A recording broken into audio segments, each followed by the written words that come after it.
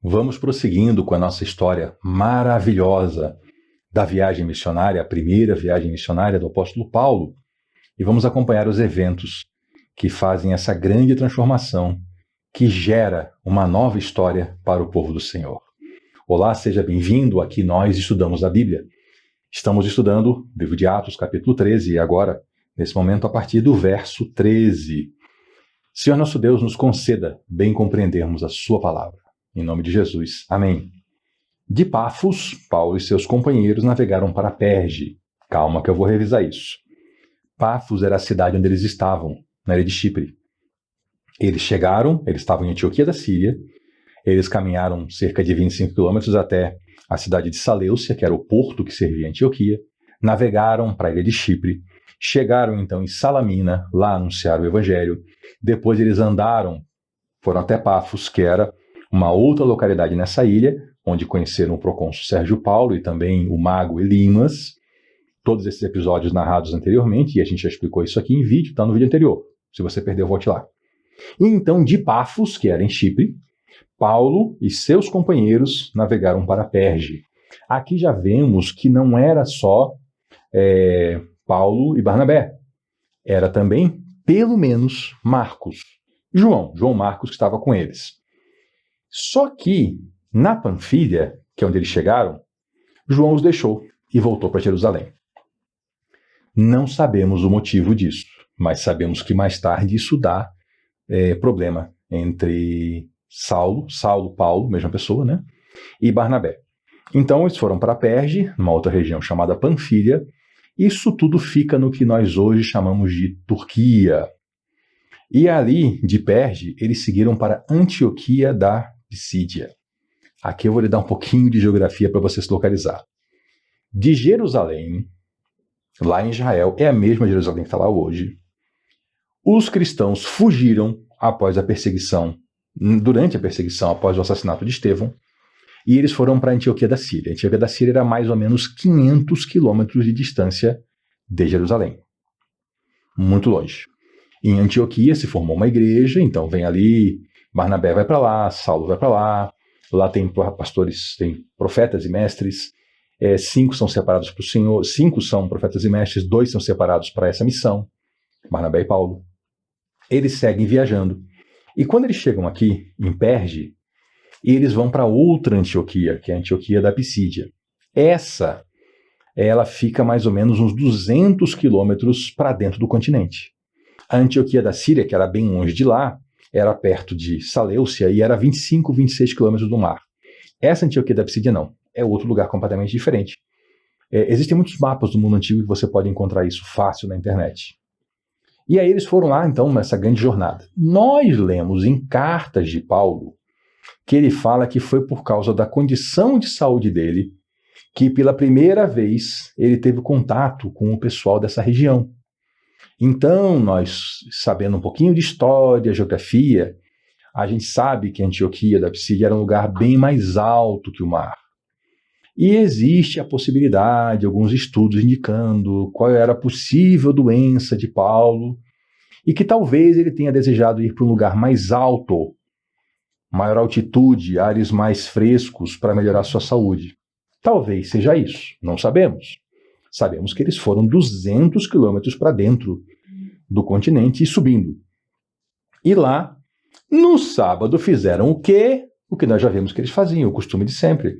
Foram na sinagoga, porque eles eram judeus e as promessas foram dadas ao povo judeu. O povo judeu deveria formar a primeira grande leva de evangelistas, como era o caso aqui, né? Saulo, um fariseu, Barnabé, um levita. Então eles vão primeiro à sinagoga, e lá eles se assentam. Depois da leitura da lei dos profetas, pausa. Quando você lê na Bíblia a lei e os profetas, isso não quer dizer simplesmente os 10 mandamentos ou toda a lei de Moisés e especificamente os profetas. Isso é uma forma de falar o que nós hoje chamamos de Antigo Testamento.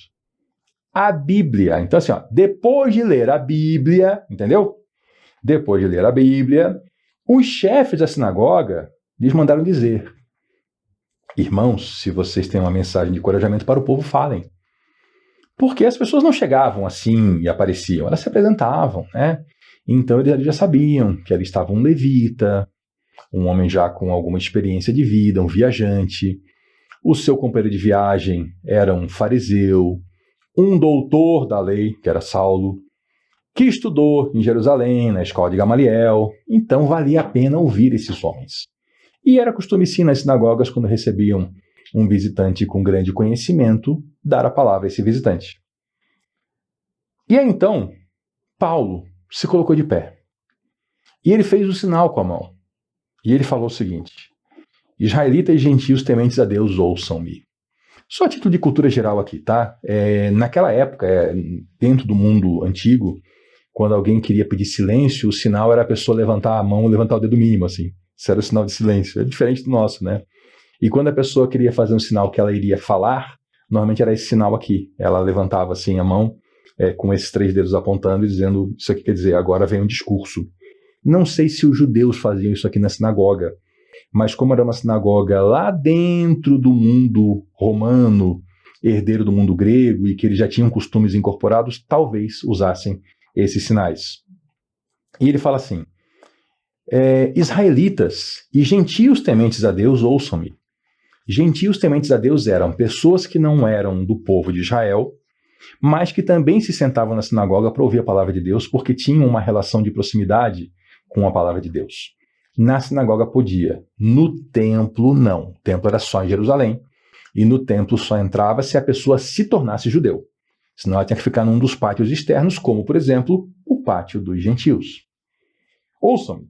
E aí, agora Paulo vai fazer uma exposição em ordem que estabelece aqui um princípio para aquilo que eu e você estamos fazendo aqui, que é pegar o texto sagrado e explicá-lo, expondo os eventos em ordem. Veja que o estudo bíblico ele não é uma invenção moderna. O estudo bíblico ele vem da própria Bíblia.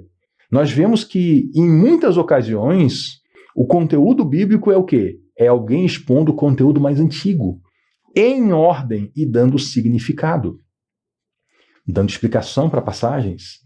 Então, Bíblia sim se estuda. Essa história de pegar uma Bíblia assim e abrir numa página qualquer, botar o dedo... Não, esquece isso. Talvez eu fira agora você, mas eu tenho que lhe falar a verdade. Se você tem uma caixinha de promessas em casa, dê um fim nisso. Caixinha de promessas é uma caixinha onde só tem versículo com promessa. Deceparam a Bíblia de tudo o resto e deixaram só promessa. Aí a pessoa vai lá e faz que nem um sortilégio, um horóscopo, uma mágica, uma magia. Tiram assim: essa aqui é a promessa para mim hoje. Não, lê a Bíblia. Lê a Bíblia, livro sagrado, maravilhoso. Olha o que Paulo vai fazer agora e faça isso também. Leia a exposição continuada do texto sagrado, né? Vamos lá então. O Deus do povo de Israel escolheu nossos antepassados e exaltou o povo durante a sua permanência no Egito. O Deus do povo de Israel. Ele está falando o seguinte, ele está aqui resumindo o Gênesis e o Êxodo. A história do povo escolhido de Deus. Deus escolheu um amigo, um homem chamado Abraão, fez amizade com ele, Abraão se entregou a essa amizade. E Deus e Abraão, ele fez um povo, o povo de Israel, para nesse povo entregar as promessas e nesse povo entregar o Messias, para o Messias salvar a todos nós. Então, Deus exaltou o povo durante sua permanência no Egito. Ele fez o povo se multiplicar, ele fez o povo ser próspero e eles foram escravizados pelo pessoal do Egito. E com grande poder os fez sair daquele país. E os aturou no deserto durante cerca de 40 anos. Por quê? Porque o comportamento do povo foi horrível. Deus fez um benefício tremendo para eles e eles passaram 40 anos reclamando. Basicamente foi isso. Então Deus os aturou no deserto durante 40 anos. E ele destruiu 7 nações em Canaã e deu a terra delas como herança ao povo. Se você tem curiosidade, leia lá. Leia no Êxodo, leia Levítico, Número, Deuteronômio. Você vai descobrir que essas 7 nações, se você pegar assim um desses filmes modernos aí, que mostra assim histórias de ficção e fantasia, de povos selvagens que cometem ritos abomináveis e toda sorte de tortura e crimes sexuais e sacrifícios humanos, era o que essas 7 nações praticavam, tá? Toda essa ficção não faz nada mais do que ler as páginas da história e ver quem eram esses. Não só essas 7, outras também praticaram isso, mas essas 7 nações, elas faziam um inferno na terra. E Deus limpou a área e entregou essa terra ao povo de Israel. Tudo isso levou cerca de 450 anos. Aqui Lucas está dando uma arredondada no tempo, pegando o relato de Paulo, quer dizer, Paulo deve ter arredondado, Lucas transcreveu isso. De Deus fazer a sua amizade, formar um povo, mandar para o Egito, o povo se multiplicar, Deus libertar deserto, 40 anos, chegar em Canaã e virar a terra de Israel, cerca de 450 anos. E aí depois disso, que eles se estabeleceram lá, passou aquela geração, né? Morreu Moisés, depois morreu Josué, seu sucessor, Deus deu juízes para eles até o tempo do profeta Samuel. Isso aqui é muito curioso. Israel, eles viveram uma forma de Estado muito curiosa, uma forma de nação, nem sei se eu posso falar em forma de Estado, porque praticamente eles não tinham Estado, né? Eles eram tribos independentes que tinham uma interdependência entre elas, e quando surgia alguma coisa que precisava, surgia um líder para liderar o povo em alguma coisa necessária. Então, normalmente eles tinham o quê? Eles tinham juízes, e juiz julgava, juiz não governava. Era para resolver as questões que apareciam, né? Então as pessoas tinham seus juízes. E aí se vinha uma invasão, alguma coisa assim, normalmente esse juiz se tornava um líder militar. E aí quando acabava a invasão, voltava a ser juiz. Era uma coisa, foi uma experiência única na história. E foi esse o modo que Deus escolheu para o seu povo viver. Sem um rei. Sem um governo central forte, poderoso, mas tendo o Senhor como rei. Então, o povo pediu um rei. Deus escolheu um modo, mas o povo queria outro. Inclusive, eles disseram literalmente, nós queremos ser iguais aos outros povos. Deus fez eles para serem diferentes, eles queriam ser iguais. Tá bom. Então, Deus lhes deu Saul. Saul, da tribo, o filho de Quis, né, da tribo de Benjamim, que reinou 40 anos. A história está mais expandida no Antigo Testamento, né, a gente pode ler lá em outra ocasião. Se você quiser, leia lá. Mas Saul errou feio. Saul, ele foi um péssimo rei. Ele fez tanta besteira, ele era inseguro. E, assim, imagina, o homem foi escolhido por Deus entre todos os de Israel. Deus escolheu um para ser rei. E ele achava que precisava provar alguma coisa ainda. Aí ele perseguia as pessoas que Deus queria bem. Ele fazia o bem a quem Deus queria mal. Queria mal a forma de dizer, né? Os inimigos do povo de Israel. Ao ponto que Deus rejeitou Saul. E aí Deus rejeitou Saul e levantou Davi como rei. E Deus falou algo sobre Davi. Tá? Davi foi um pecador, Davi foi adúltero, foi homicida, mas Davi ele se arrependia genuinamente. Tanto que olha o que Deus falou sobre Davi. Encontrei Davi, filho de Jessé, homem segundo o meu coração. Olha, ser chamado segundo o coração de Deus não é pouca coisa. Não é pouca coisa. A gente viu anteriormente, né, sobre Barnabé. Era um homem bom. Agora sobre Davi, homem segundo o coração de Deus. E aí o Senhor fala assim sobre Davi, ele fará tudo o que for da minha vontade. E da descendência desse homem, Davi, Deus trouxe a Israel o Salvador Jesus, como prometera. Porque Deus prometeu para Davi. Diante da fé de Davi, Deus prometeu para ele. Você vai ter descendente seu no trono para sempre. Só que eu não estava falando assim de uma linhagem de reis, ele estava falando do rei, o rei Jesus, que segundo a linhagem humana vinha de Davi. Antes da vinda de Jesus, agora uma coisa interessante aqui, ó. Eu vou pausar. Saulo era apóstolo? Era. Saulo é Paulo, tá? Saulo caminhou com Jesus no seu ministério? Não. Saulo era um jovem quando Estevão foi martirizado. E depois disso é que Saulo se tornou cristão. Só que Saulo, ele foi morar com Jesus. Ele foi tirar um tempo, talvez uns 3 anos, para ser tratado por Jesus. Assim como Jesus caminhou 3 anos e meio com seus apóstolos, depois quando ele chamou Paulo, ele concedeu a Paulo esse tempo também. E o Cristo ressurreto é que ministrava diretamente a Paulo, o Espírito Santo. Paulo depois ele conta que ele teve visões que não é nem bom falar e que, assim, são coisas que excedem o entendimento humano. Então Paulo ele teve uma relação próxima com Jesus mas já depois da ressurreição. Então Paulo, ele cita eventos que ele não estava presente, mas ele cita como se estivesse, porque ele ouviu em primeira mão do próprio Senhor. É de Paulo, é de uma carta de Paulo que vem o nosso entendimento sobre a ceia do Senhor. Sabe aquilo que normalmente é lido quando se faz a ceia? É lá de uma carta de Paulo, não é do Evangelho. E aqui ele vai falar de quem? João Batista, que provavelmente ele nunca viu, provavelmente. João Batista era mais velho do que Jesus, morreu lá no meio do ministério de Jesus, mas ele fala assim, e se a gente passar batido, sem prestar atenção, parece que a gente está ouvindo Pedro falar, né? Pedro, o João. Não, é Paulo. Paulo que se converteu bem depois. Ora, ele fala assim, ó. Quando estava completando a sua carreira, João disse, é o João Batista, quem vocês pensam que eu sou? Não sou quem vocês pensam. Mas eis que vem depois de mim aquele cujas sandálias eu não sou digno nem de desamarrar. Desamarrar as sandálias, as correias da sandália, era o serviço para o escravo pessoal. Era um serviço assim, vamos dizer, para alguém que se usaria o termo assim, ralé. João Batista fala assim, eu não sou nem digno disso. Eu não sou digno nem de desamarrar a calçado dele, nem de carregar a sandália dele. Olha como é que João Batista se coloca em relação a Jesus. É curioso, né? Porque hoje a gente vê um pessoal assim... Eu falo demais sobre isso, vamos seguir em frente. Irmãos, filhos de Abraão e gentios temente a Deus. Paulo faz um discurso histórico, ele faz uma exposição das Escrituras, um resumo da história de Israel, e ele de novo chama irmãos, filhos de Abraão e gentios tementes a Deus. A nós foi enviada essa mensagem de salvação. Ei, você que me vê, a nós foi enviada essa mensagem de salvação. O povo de Jerusalém e seus governantes, eles não reconheceram Jesus. Eles não reconheceram ele como o Messias, mas ao condená-lo, eles cumpriram as palavras dos profetas que são lidas todos os sábados. Por quê? Porque o judeu frequentava a sinagoga no sábado, no Shabat.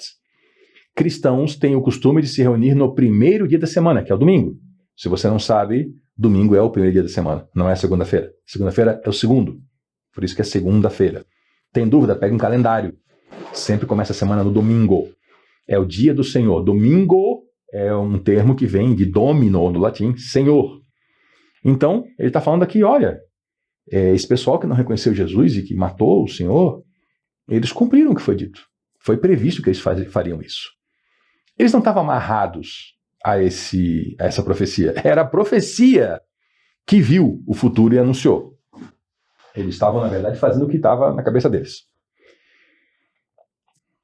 Mesmo não achando motivo legal para uma sentença de morte, não tinha motivo. Eles pediram para Pilatos que matasse Jesus. E tendo cumprido tudo o que estava escrito sobre Jesus, eles mataram Jesus, né? Cumpriram tudo, o assassinato. O retiraram do madeiro e colocaram no sepulcro. Madeiro, já expliquei anteriormente, mas vou revisar com você, é a expressão que quer dizer estaca de execução. A cruz era o formato do madeiro que os romanos mais usavam. Mas também usavam, às vezes, só um poste. O que é a cruz, basicamente? É um poste de madeira com uma trave, né, ali atravessada, para prender os braços da vítima. É um madeiro, uma estaca de execução. Tiraram Jesus, mataram Jesus, tiraram do madeiro e colocaram ele num sepulcro.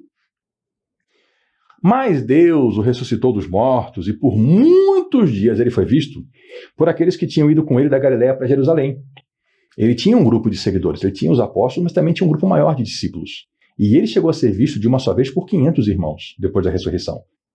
Está escrito aqui na Bíblia. Estes, aqueles que viram Jesus, agora são testemunhas de Jesus para o povo. Se tornaram evangelistas. Eu costumo dizer, o plano deu certo. Deus tinha um plano, escolheu Abraão, fez amizade com ele, né? Abraão se abriu para amizade com Deus. Deus entregou promessas a Abraão, de Abraão formou um povo, nesse povo entregou a lei, formou uma cultura, entregou o Messias, para que esse povo fosse e anunciasse o evangelho. E deu certo, porque essas pessoas foram a primeira igreja, os primeiros evangelistas, a primeira leva de evangelistas que alcançou o mundo. E, então, nós lhes anunciamos as boas novas. O que Deus prometeu aos nossos antepassados, ele cumpriu para nós, seus filhos, ressuscitando Jesus, como está escrito no Salmo 2. Então, Deus fez as promessas no que nós chamamos de Antigo Testamento, primeira aliança. Deus fez as promessas ao povo. E aqui? E aqui ele está entregando essas promessas conforme foi anunciado anteriormente. E aqui ele cita, então, Paulo cita o Salmo 2. Tu és meu filho e hoje eu te gerei. Aqui nós vamos dar uma pausa, porque o texto ainda segue, e eu quero que você tenha tempo de meditar sobre esse material, ler as Escrituras, e então você volta na próxima para a gente continuar estudando a Bíblia. Até lá.